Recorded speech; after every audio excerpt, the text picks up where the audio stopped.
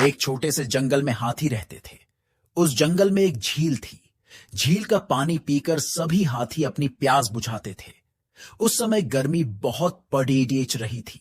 ज्यादा गर्मी के वजह से झील का सारा पानी सूख गया था। अब हाथी पानी के लिए बहुत परेशान रहने लगे। कई दिनों तक वे बिना पानी के रहे। एक दिन उनमें से एक हाथी जोर से कहता है, अब आप सब चिंता मत कीजिए, पानी मिल गया है।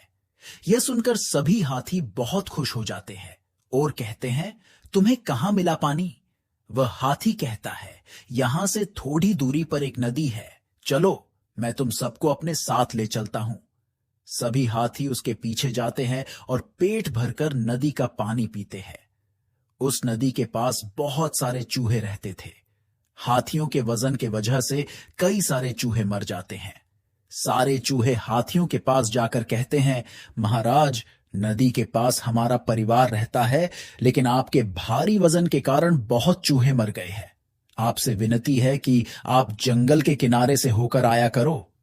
हम बेशक छोटे हैं, पर कभी न कभी हम भी आपके काम आ सकते हैं।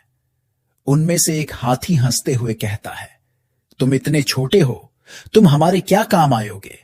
हाथी कहते हैं, ठीक है, हम जंगल के किनारे से आया करेंगे। अगले दिन हाथी नदी में पानी पीने के लिए जाते हैं। तभी एक हाथी के ऊपर जाल गिर जाता है और शिकारी उसे उठाकर झील के पास ले जाते हैं और उसे रस्सी से बांध देते हैं।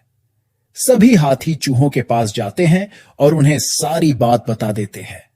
चूहे कहते हैं, आप चिंता मत कीजिए, हम आपकी मदद करेंगे।